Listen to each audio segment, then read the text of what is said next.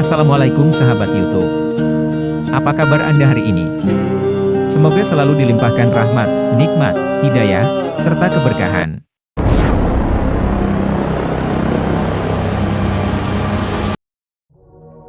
Menggunakan sebuah peralatan canggih milik NASA yang bernama Wilkinson Microwave Anisotropy Probe, atau disingkat WMAP, 11 tahun yang silam, Profesor Frank Steiner dari Universitas Ulm, Jerman, mendapatkan sebuah kesimpulan yang sangat mencengangkan, karena menurut hasil penelitian tersebut, alam semesta ini ternyata berbentuk seperti terompet. Di mana pada bagian ujung belakang terompet, merupakan alam semesta yang tidak bisa diamati, atau unobservable. Sedang bagian depan, di mana bumi dan seluruh sistem tata surya berada, merupakan alam semesta yang masih mungkin untuk diamati, atau observable.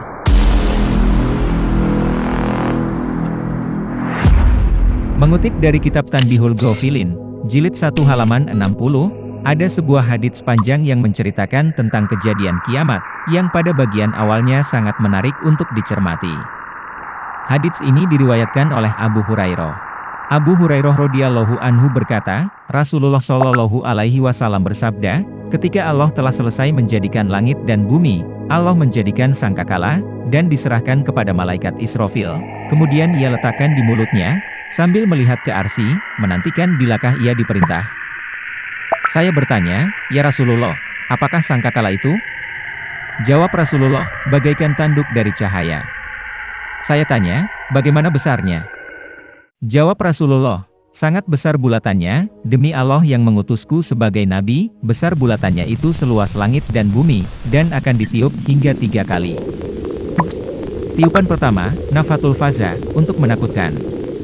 Tiupan kedua, nafhatus sa'aq, untuk mematikan. Tiupan ketiga, nafhatul ba'ats, untuk menghidupkan kembali, atau membangkitkan. Dalam hadits tadi disebutkan bahwa, sangkakala atau terompet malaikat Israfil itu bentuknya seperti tanduk, dan terbuat dari cahaya. Ukuran bulatannya, seluas langit dan bumi. Bentuk laksana tanduk, mengingatkan kita, pada terompet orang-orang zaman dahulu, yang terbuat dari tanduk.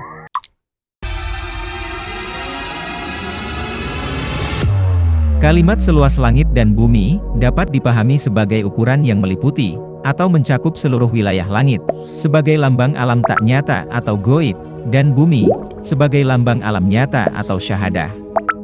Atau dengan kata lain, bulatan terompet malaikat Israfil itu melingkar, membentang dari alam nyata hingga alam goib.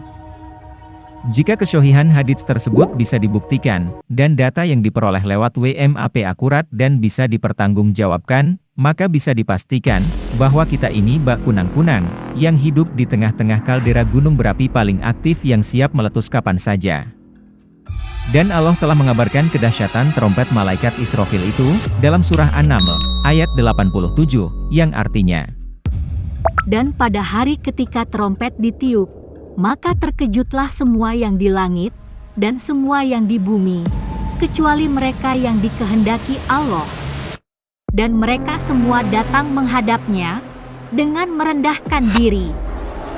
Makhluk langit saja bisa terkejut, apalagi makhluk bumi, yang notabene jauh lebih lemah, dan lebih kecil. Pada sambungan hadits tersebut, ada sedikit preview, tentang seperti apa keterkejutan, dan ketakutan makhluk bumi kelak. Ada sebuah pertanyaan besar, jika trompetnya saja sebesar itu, bagaimana dengan peniupnya, dan bagaimana pula sang pencipta keduanya? Maha besar Engkau ya Allah, Allahu Akbar, Wallahu alam.